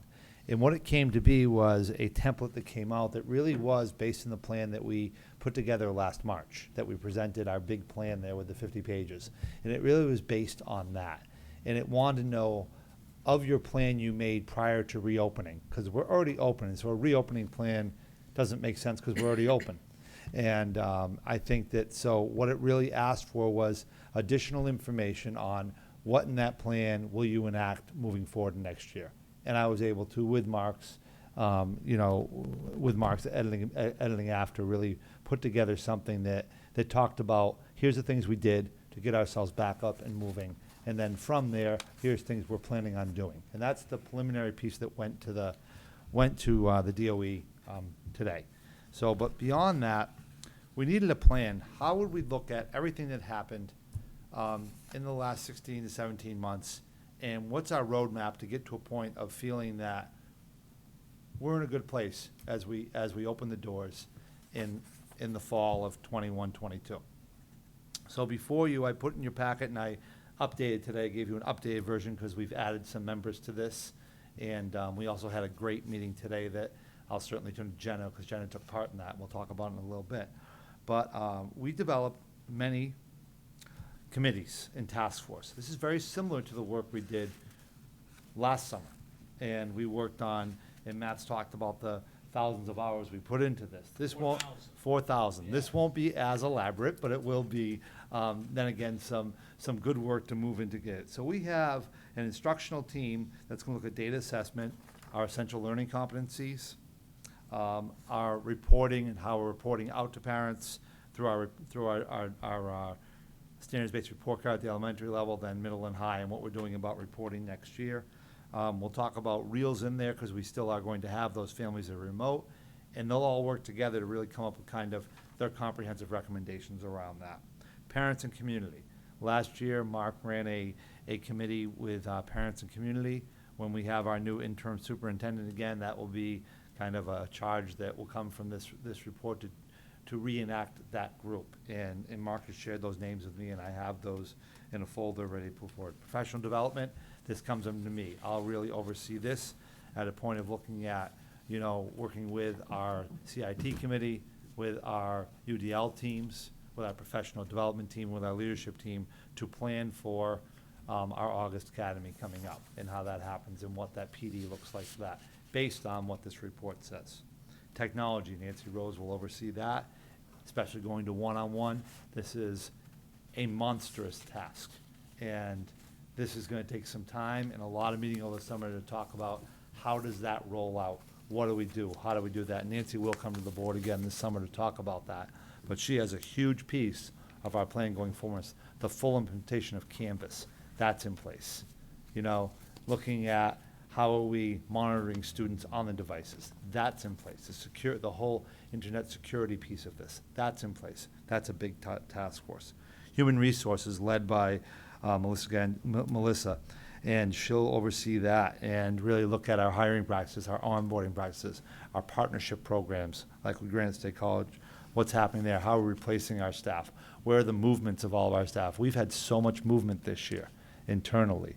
We've hired a lot of our people who were in long-term sub positions. We've hired them full-time, but in different buildings. How's that happen? We have to track that, have good data in our system. So we have good payroll data from Matt, so he knows who to pay and where to pay them and what contracts are those. That's a big piece when you're hiring 60 on top of all the moves that have happened. Operations, led by Assistant Superintendent Chevanel, looking with food service and maintenance and busing and all those things that have to happen. He'll be working in a task force with that. But many of his things, as he noted today, won't happen until the rest of the task force finishes their work. and kind of comes up with their plan. Matt can't act and do some of the things that are necessary until that happens. Yeah, like if I could, John, for just Sure. a second. You know, the tasks of operation is to support the educational vision of the school district. And so we're going to have to react to what they do. So I need, if you're looking at dominoes falling, a lot of those decisions need to be made from an educational standpoint and instructional standpoint before we can look at them. And how do we operationalize this and maintain that level of safety that we have in the past? So we're going to be working on it, trying to, anticipate what it might be. But then again, when it comes out and we find out what it might be, what it will be, then we're going to change it. And then obviously we're going to get community input, we're going to get board input, we're going to get input from anybody you want, and then work over that whole entire program. So thank you, John. Yeah, you're welcome. And then Student Services, of course, by Heather Barker. She will oversee that, as she has. And keep in mind, all of us had more flexibility in the world than special ed did through this time. All the laws, all the regulations, all the IEPs, all the services stayed intact through the entire 16 months, where there was some flexibility in curriculum, there was some flexibility in other things that we did. There wasn't any flexibility in that area. So Heather has her program fully implemented, and now how does she come out of ESY and extra ESY to come forward, and what does next year look like when we have some students in and also some remote still. SoCal's Fern Seiden is running a group. Happy to say she has students, 4 students that are in that group, along with all of there's counselors, a lot of our helpers across the district, counselors, behavior specialists, school psychologists, special educators, high school department heads. There's a lot of people in that group that are helping form and looking at how are we taking care of the social emotional welfare of our students and staff as we move again out of this time. Then health and safety, Julie DeLuca is heading that task force along with Karen Hymas and all of the nurses in district, and they are looking at kind of what are the safety protocols, what's coming out, and again, a lot of this will feed into Matt and what he has to do for his protocols. And then another one is extracurricular. As you know, we're opening our doors to a lot of outside vendors again, people coming in, after school programs, things like that are happening. What are our protocols? What are we suggesting? What are we going to do for that? What are we asking them to do to have standards on? And Adam's leading that group of educators. And in the packet, you will see there's a list of everyone involved. It's multiple people throughout the year. And then how does this all kind of happen? And really, how do we get everyone's voice involved in this? And the way of doing that is we already established last year, Nancy Rose and I came to the board, and the CIT committee was established. And Jenna sits as part of that, along with parents, and we will have student reps too coming along. And I think that group already does have a spattering of around the district. It took over for where Perk was, and it has a nice big display around the district of different walks of education, and they're able to really take a good global look at all the stuff we're presenting to them, give feedback back to us, and allow us to go back into committee and into our task force and work on that. And you'll see that we had our first meeting today, and it was well done. All the committee chairs reported out. It was probably about a 90-minute meeting, and I feel very good that the work has begun, and there's a lot happening. Jenna, would you like to say anything more about our committee today? Yeah, what I'll say here is the same thing that I said there, which is, I mean, kudos to you guys. Obviously, the DOE sort of forced everything to maybe move a little faster, but I know you guys were on it anyway. And like I said, my brain stopped working as a parent and a community person and school board member. I was just like, my brain feels like Jell-O. I feel like I've been drinking from a fire hose for, 16 months. I know you know. And so it was hard. It's hard for me to even feel like thinking about the fall, but of course it has to happen. And I was just really impressed with the work that's already been done. In fact, I had to go drop something off to somebody who happens to be a teacher in district. She's like, well, I can't come to the door because I'm in a task force meeting. And I'm like, you're in a task force meeting? School just ended. And I was even then going, wow, nobody has stopped. Nobody has stopped. And I guess not that I thought they did. I just thought maybe people would have a chance to catch their breath, but there's no breath catching, I guess. So I was just really impressed with the work that's been done. I'm grateful for all the time, effort, and energy that all of those people, you all of the, task force facilitators and all of the people that are giving their time to kind of put it all together. Whereas some people are kicking off and going to vacation and taking their kids to the park and doing whatever, these people are hard at work thinking about what school will look like in the fall. And I'm just really grateful for all of that. And I think it really bodes well for how we'll start in the fall. And I think finally, I just want to turn to the last page of this, the document, and it says when we report out. So tonight is just my preliminary conversation about what the structure really is, and that's in design of this map. And then really on July 26th, after we have our second CIT committee to review and analyze and look at it, it'll come back to the board for your review at that point. And when we're all feeling comfortable where it is, we'll put it out to the community in multiple ways. And that's kind of what the roadmap to our opening in 21-22 is. Any comments? Any other questions? I would say I've had a few people reach out, looking to be involved in, parents and such. So I can give those folks over to administration so that you can look at those that have reached out, interested in being involved in a variety of ways. But I'll send that over to you. Great, thank you. All right. Moving on. Number 10, update on unexpended warrant articles during the 2020-2021 school year. Matt? Yeah, thank you. We had a number of warrant articles that passed. There were a few, one in particular, a large dollar warrant article. Because the vote took place so late in the fiscal year, and because of the shortage of raw materials, the shortage of labor, there was absolutely positively no way to get that particular warrant article done.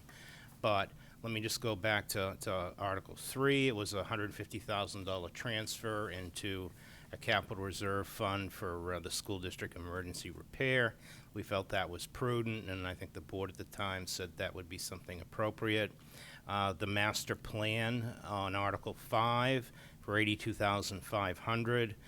That was something that we've, have a contract with Steve Keach right now to start to do, after COVID and when everyone's gone, to start to do some surveying, come up with some ideas. It looks at safety and flow and aesthetic and in conjunction with the sidewalk that's being permitted right now that goes down Woodbury Street that's in process from the town of Merrimack.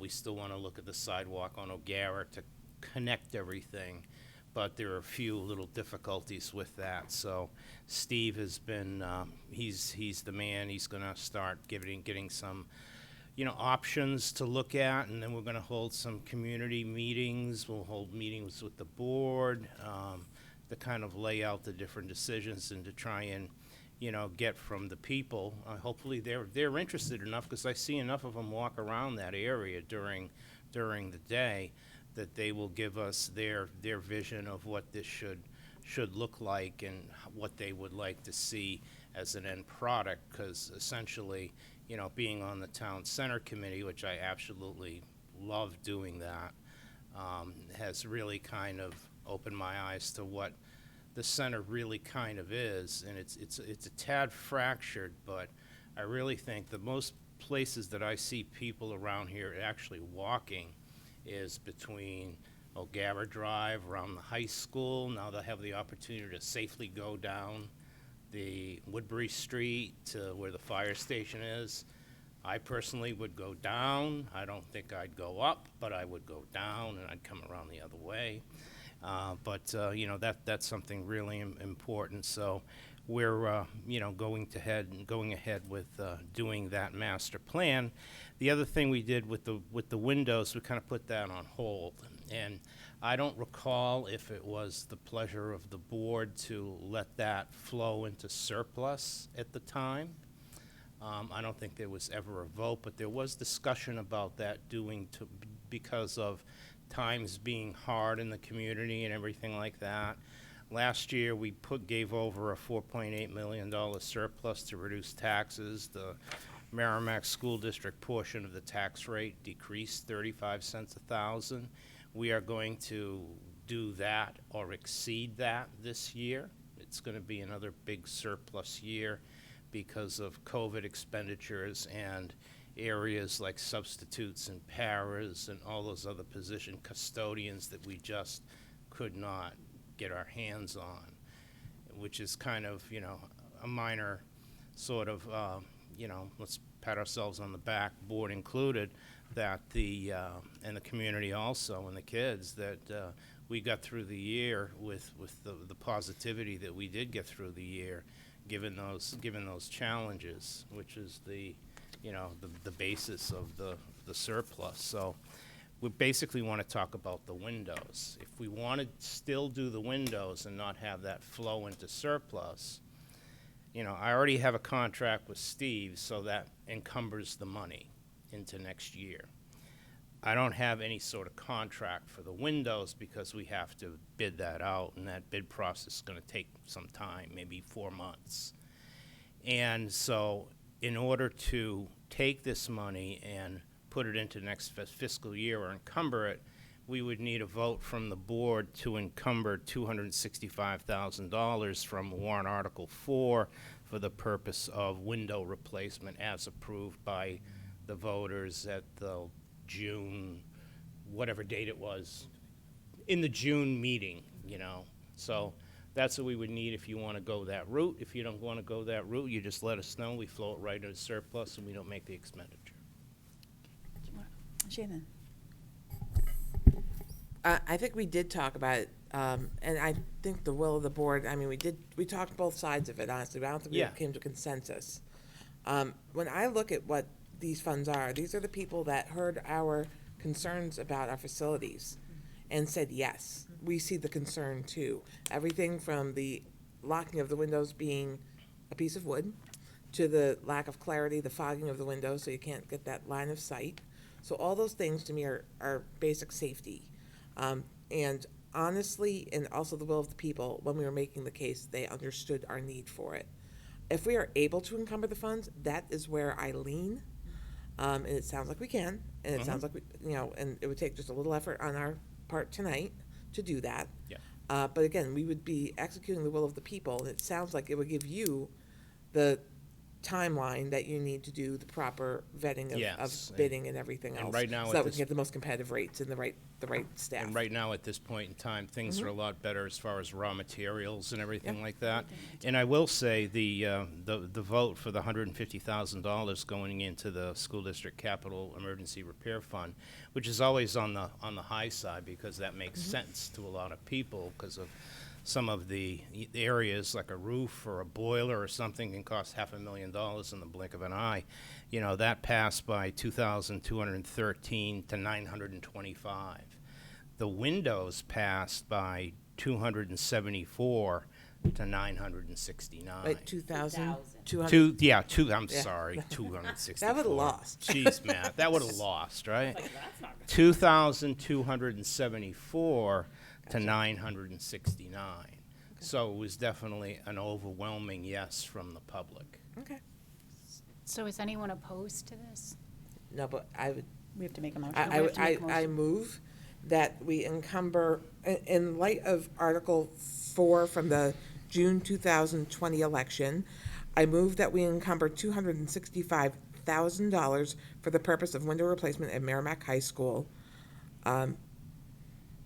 That's all you have to say. That's all I have to say. I'm good. I second it. Lori seconds. Any other comments? I would just say that's one of the reasons I wanted to get this on the agenda item for today. So if we had any options that I wasn't sure if we did. So just the options is to vote to encumber the money or to enter into a contract. I already entered in a contract with Steve for the master plan. And then I don't have a contract for this, so the only other way is a board vote before the end of the fiscal year. Yeah. And that's right in the RSA, so. And I'd hate to go back and ask again, you know, and then it's just causes confusion. Well, that was the thought it's process. like, Do you really want to go back and ask again? Because they've already approved it once, Right. so. Right, and we we try to stay the course on all of our capital improvements Yeah. so that no one year takes a huge, it's a reasonable hit each year or And if it equal. appears to me that the surplus is going to meet or exceed the surplus we did last year, I don't see a great spike in the Merrimack portion of the tax rate. So if we were running like a really big, let's say close to the edge, almost deficit situation, I would probably say something else because that's not what I'm seeing right now. Yep. I would definitely go ahead and do this. It'll give us all the time we need to do this out and bid it out properly, sealed bids, the whole scene. Perfect, and that's important too, getting Yes. the best price and, Right. taking the time to do something right. Yes. Yeah. Mhm. Okay, all those in favor signify by saying aye. Aye. Opposed, none, 400. Thank you. Thank you very much. The next item on the agenda is the interim superintendent update. I just wanted to announce that I'm pleased, let me find my.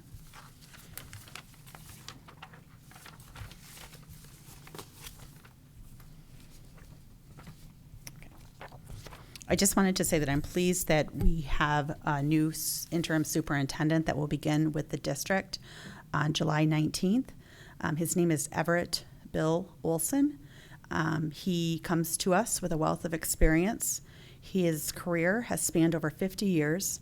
Olson had joined Westford Public Schools in 1986 as the Systems Finance Director and assumed the position of Assistant Superintendent of Finance and Administration in 2002. And that's Westford, Massachusetts. He was named the Superintendent of Western Public Schools back in 2006 and remains at the helm of the school today until his end date. Prior to joining Westford, Olson worked in the Lowell School Department for 16 years and has enjoyed teaching undergraduate and graduate courses in economics for over 30 years at various area universities.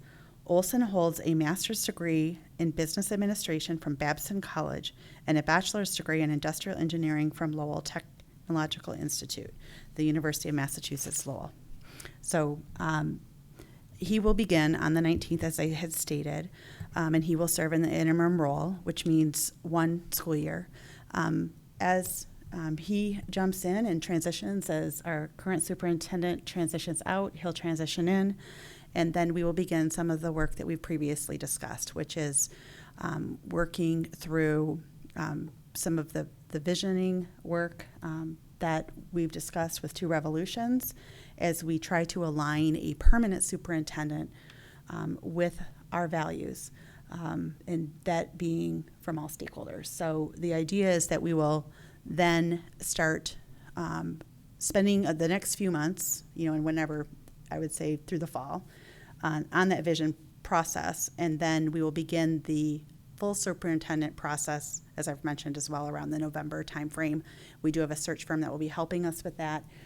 We will go through a process involving multiple stakeholders, but the purpose of getting the interim in is so that we have some leadership at the helm as we kind of move into our next steps. Anything I'm missing, board, or any other thoughts? Well, I was just going to say, for anybody who might be doing the math, there's a gap between when Dr. McLaughlin is leaving and July 19th. So, we'll have do you want to address that? Yeah, I think, I don't know, did we take a vote on that yet? I don't.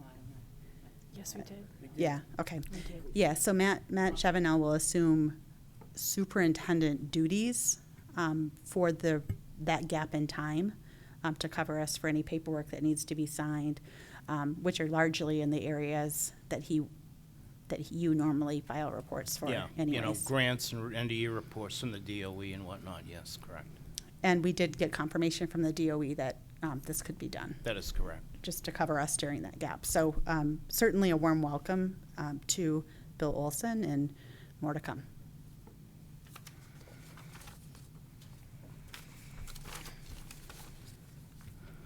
Okay, next item, definitely in our housekeeping items now, the approval of the June 7th, 2021 school board minutes. I vote to approve the June 7th, 2021 school board minutes. Do I have a second? Yeah, I could take them as a block this time? No, I just broke them out. Do I have a second? Yeah. All those in favor signify by saying, any changes, any updates? All those in favor signify by saying aye. Aye. Opposed, none. That's 400. And then the non-public minutes of June 18th. We didn't do 16th yet. Oh, and then the school board minutes of June 16th. Is that the non-public? Yes, they're Okay. both non-public. Okay, I'll take both non-publics together. Do I have a motion? Made by, Motion that we accept the minutes as printed. I second. second by Lori. Any questions? Yeah. All those in favor signify by saying aye. Aye. Aye, opposed, none, 400.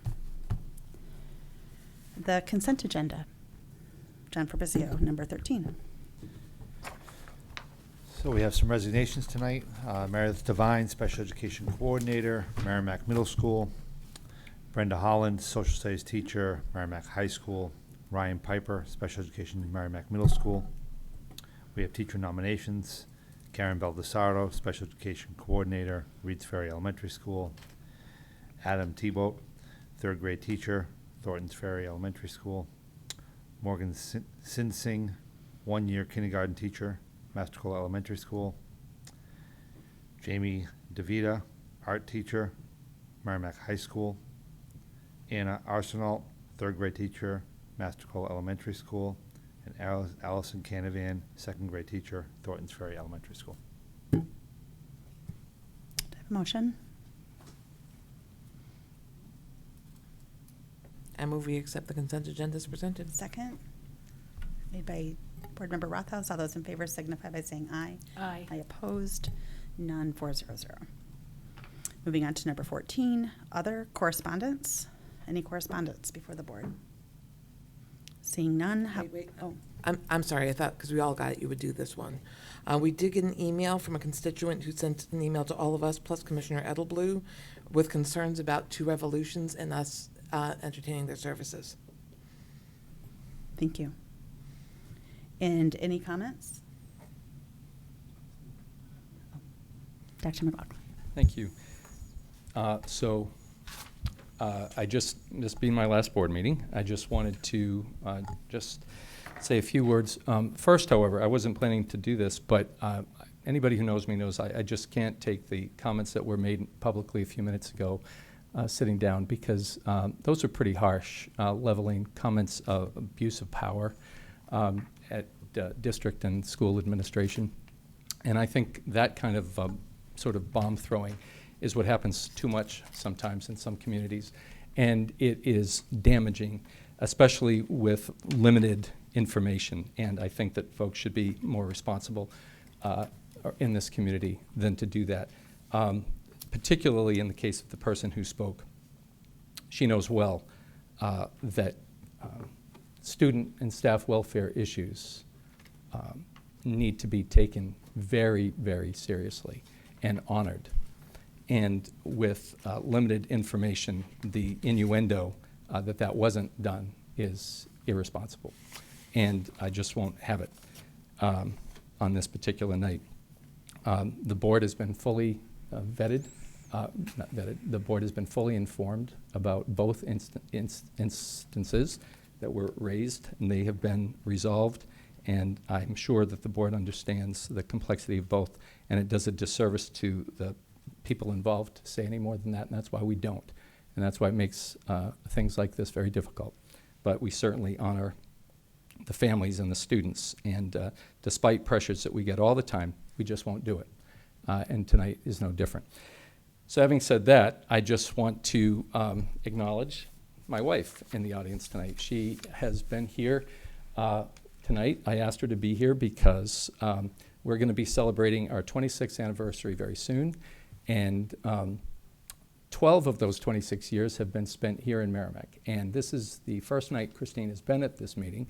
But every night for 12 years, she has waited for me, had dinner waiting for me, sometimes with our little boys, who are now not so little, and has always just sat on the purple couch and worried about me and asked me how I am. And I just want to say a few thank yous tonight, is what I really want to do. And the first thank you, before I get to Christine, that's where I'm going to end. You know, I guess it goes without saying, being a superintendent is hard. And being a superintendent in your first year when a global pandemic hits is really hard. And what it does is it takes the awesome responsibility of caring for 4,000 students and 800 staff, and it puts in boldface just what that means. And I have to say, it felt like a cruel joke in this particular time in my professional career for that to happen. Worse for all the people that it impacted. I don't think Christina even knows this, but every day I'd leave work and I'd say a little prayer that students would be safe from all the ways that students can be harmed, and that I'd be guided to do the right thing by them. And I think that's the only thing that we tried to do throughout these 16 months. And I look to the gentleman to my left, and I would say that I can hardly imagine a team more willing to step up and to fight the good fight alongside me than John Fabrizio and Matt Chivinell. And I couldn't and wouldn't have done it without them. And I can hardly find the words to thank them, but they are two quality people, and I will be forever grateful. And let it not be mistaken by anybody that these two guys care about students and staff as much as any two people I've ever met. And I really just want to thank them deeply for everything that they've done. I have a sister, Libby, a brother, Tim, and a brother-in-law, Jim, who every single school board meeting call me up and ask me how I'm doing. Sometimes it's better, sometimes it's not as good. But I think that sometimes people forget that people in leadership roles have families too. I have two sons who themselves were trying to get through the pandemic, and they didn't have their dad all the time because I was focusing on everybody else's sons and daughters. And so tonight I want to thank my two boys and my sister and my brother-in-law, my brother, who are just outstanding people, and could not do anything like this without them. And now I'm going to turn to my wife, who has been the best kind of partner and the most loyal, devoted, caring person. And for 12 years, you've waited up for me, and I thank you very much, because I couldn't do this without you. And whatever adventures we have next, I'm glad to have you by my side, and I thank you for being here tonight. And I'm going to end with your favorite group, I and love and you. Thank you. Thank you. Any other comments? Well, since you led into it, I just want to say thank you to you. I know this last 16 months has been really hard, but nobody, I don't think, in their right mind could question your commitment to students and to student safety and to the best interests of students and their, and their best interest, whatever that is, safety, whatever. And I know that this last little bit has been rough, and as a human person, I have felt that, and I felt badly that it has been that way.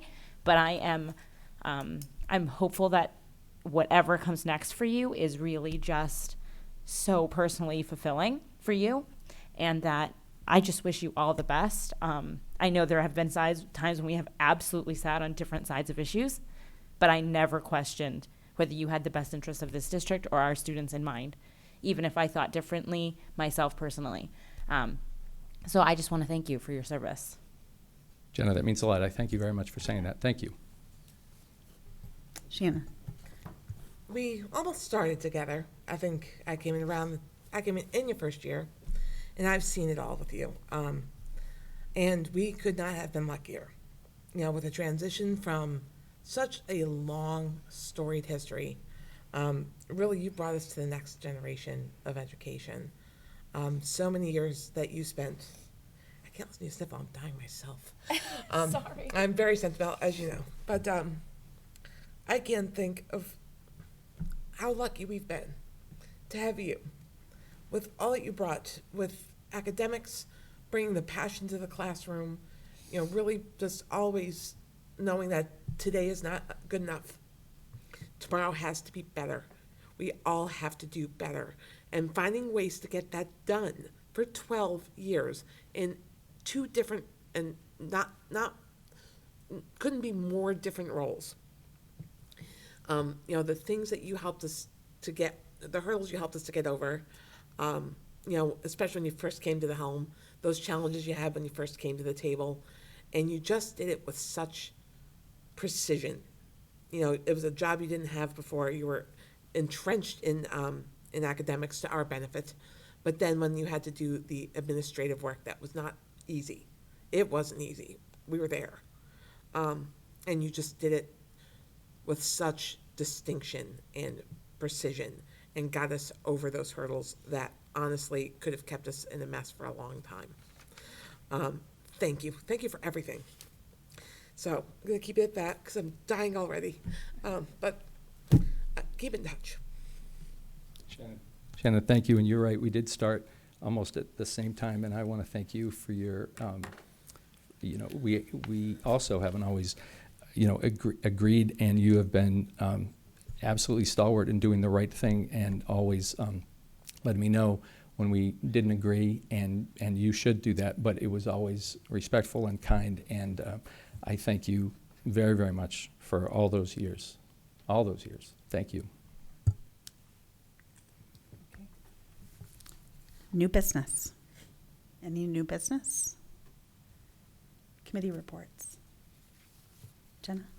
I have two. The healthcare cost, where's my fancy stationery here? Well, the healthcare cost containment committee met. I lost my envelope. Oh, see, here's my fancy stationery. We met on the 8th, and they finished out the gift card lotteries, which went really well, which were a huge success. And I mean, again, like a gift certificate to Shaw's is not anywhere near enough to thank the educators for what they did this year, but they were very appreciated all the while, and so that wrapped up for this year. There's the transition to Lori as the new school board rep for them. She was in that meeting as well, so that transition could happen. We took second place. This is fun. We took second place to Keene in the 100 Miles Across New Hampshire Slice of Life campaign. So our staff and were able to take second place, and that they walked 100 miles, I guess. So that was kind of cool. I just didn't realize I guess I got a bigger picture even at this meeting of all the things that the healthcare cost containment committee and just the group there does to focus on the wellness of our educators and our staff, and so it was a really great time. I really enjoyed being part of the committee, but I'm now going to hand the baton to Lori. Secondly, Lori Peters. Okay. Oh yeah, sorry, Lori Peters. I forget there's two Loris. Lori Peters. And the second one was this CIT committee today, and I think we've pretty much covered what went on today. We got a presentation from John earlier. It was just the various task force updates of what they've been working on and what they are going to be working on all summer long. So what committee was that? That was the CIT committee. Okay, great, thanks. Any other committee reports? All right. And public comments on agenda items? Seeing none, any emails? There are no emails. Okay, then I will entertain a motion to adjourn. Second. Made by Shannon, second by Lori. All those in favor signify by saying aye. Aye. Aye. It's 4-0-0. We will go ahead and sign the manifest. Thank you and good night. Do you know how to turn this off? Just hit it. No, that's from the back room. They have to turn it off. Yeah.